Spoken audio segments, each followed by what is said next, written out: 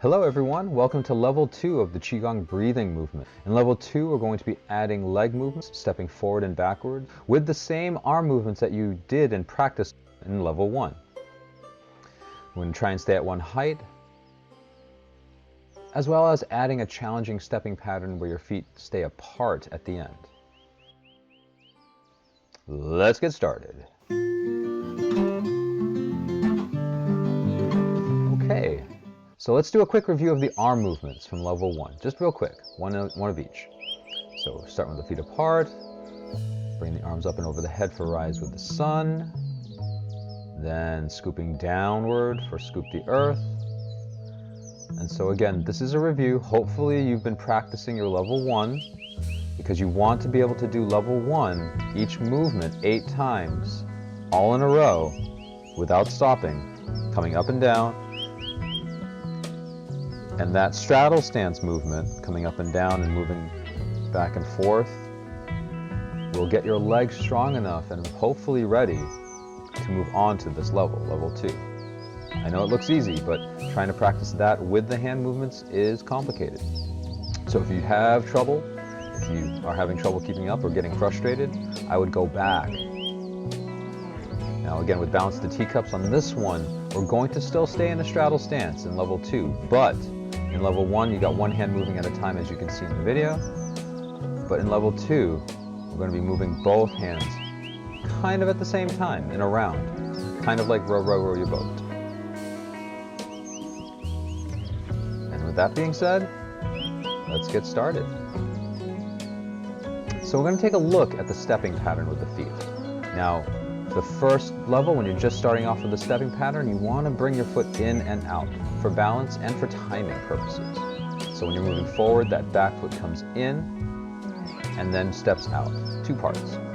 When you're stepping backwards, you do the same thing. You're going to bring the front foot back and then out. And it's really important that you remember to keep those feet shoulder width apart when you stop, so that you maintain your balance throughout. And as you're stepping back, you can put that foot on the ground like I'm doing, or if you want to work your balance, you can kind of keep it empty of weight, or even in the air as you step back for an additional challenge. Now, let's see if you can put the hands and the feet together. Now in this little segment that I'm going to show you for practice, I'm only doing 1 step forward and 1 step back on one side of each form. And so as you're breathing in with the timing of the hands, your foot is coming together, either coming in or back. And as you're breathing out, you're either stepping backwards or stepping forward again. Now if you look, it's only one leg that's moving. In this case, it's my right, or your left if you're following along at home. So that right leg that you're balancing on that's not moving is actually doing a lot of work and getting a lot of exercise and strength building in this routine. If you notice, sometimes my head bobs up and down, and yours is going to do that too. But the goal with this is to maintain one height as you step forward and back.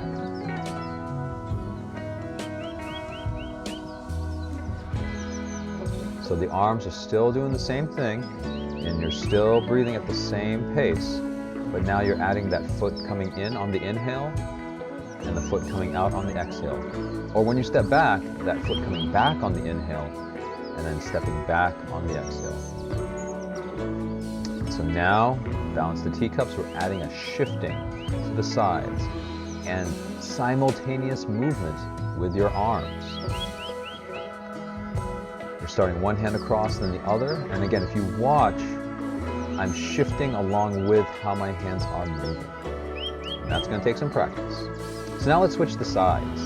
So now, in this case, if you're watching and mirroring me, it's your right foot that's moving forward and back, and your left foot that's doing the work, staying stationary.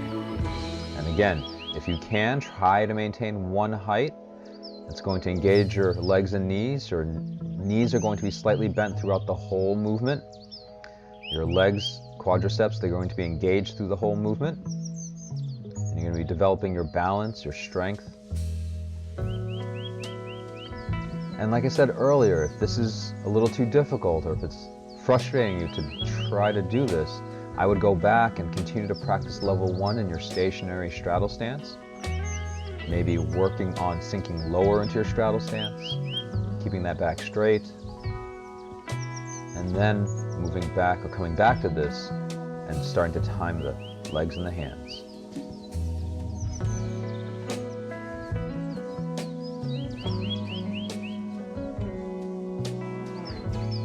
The other good thing about this particular series of movements is it does not require a lot of space. When you see coming up, when you take multiple steps, you are going to need multiple steps in front, or multiple space in front of you and behind you as you step forward and back. But if you don't have that, you can just take one step forward and one step back. So hopefully if you're practicing in your living room or in your bedroom or in a small space, you can still practice this. And like I said earlier, this whole sequence that you're seeing and doing with me right now is going to show up at the end that you can follow along with. All right, good job. So now, let's take a look. If you have the space and if you've been practicing this sequence of movements, just kind of stepping forward and back on each side, then you can start to switch sides. And so this series of movements, I'm repeating the same movement, stepping forward and stepping back. But then I switch my feet. So you'll see that real close. 1 foot forward, 1 foot back, maintaining shoulder width. And so it comes in and out. Same timing, but now I'm switching my feet. I'll do that again. Bring 1 foot forward, 1 foot back. There you go. And again, I'm only doing one sequence of each breathing technique. You're gonna want to be able to do 8 of these in a row before you move on to level 3. Which as of this video has not been created yet, but it will be. And so that gives you time to practice and get good.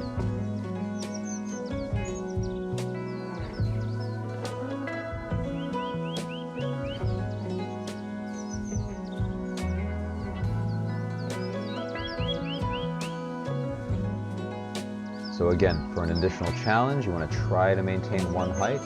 In the beginning, you're going to bob up and down. That's okay.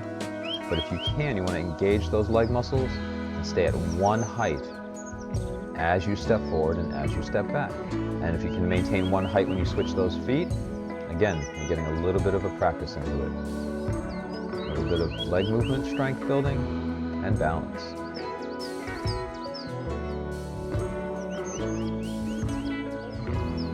All right, now, keep in mind when you go into the next movement, number 6 and number 7, hug the tree and push the poles.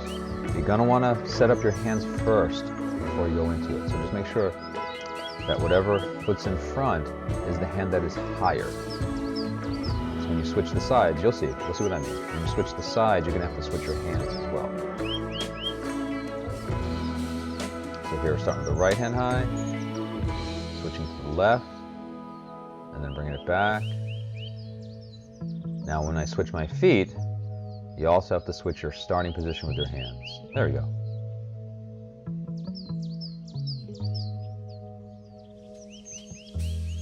And you want to do the same thing with push the poles.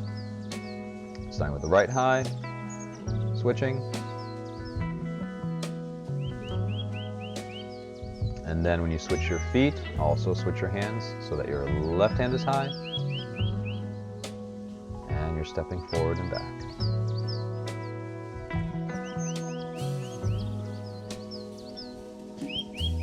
And again, when you step out and to balance the teacups, you're adding this twisting side to side as you go through the movement.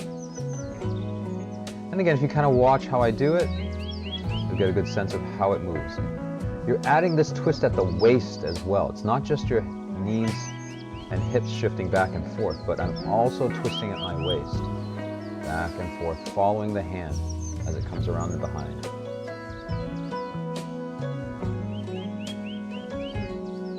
Well, all right then. Hopefully you got that. And so now, good job. If you have the space, multiple steps will really help you work on that staying at one height. So So as I go through hug the tree, in this case, I'm going to take 8 steps forward and then 8 steps back. And as I'm doing it, I'm trying to maintain one height. You can look from the side view that I'm trying to keep my knees bent so that I can maintain that height. You're going to feel this in your quadriceps and hamstrings as you go through this movement. That's good. You're building up your leg strength. That'll get you ready for level 3. Building your balance, your leg strength, your stability in your knees, hips, ankles. Now you don't have to take 8 steps, but I recommend doing 8 sequences. So you could take 4 steps forward and 4 steps back, or 2 steps forward, 2 steps back a few times to get to that 8 number. And once you can do those 8, then you're ready. So now this last little level 2C version of the stepping pattern is with the feet apart as you step. So now if you kind of look at what my feet are doing, I'm not coming in with that foot. I'm maintaining hip shoulder width apart as I move forward. And that really works that posting leg again. Like I was saying, the one that's not moving forward and back is doing a lot of work to keep you stable. So once you get pretty good at the previous stepping pattern, you can challenge yourself with this. And again, you would just do the same thing, going back and forth first, working that back leg, and switching sides, and doing the same thing with the other leg.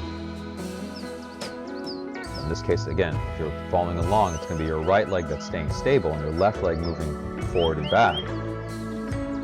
So that right leg is getting a good workout on the hip, the knee, and the ankle as you're trying to balance your center, which is not over your leg. It's a little off to the side. All right, and as promised, let's move together. I'm going to shut up now and just follow along and have fun and practice.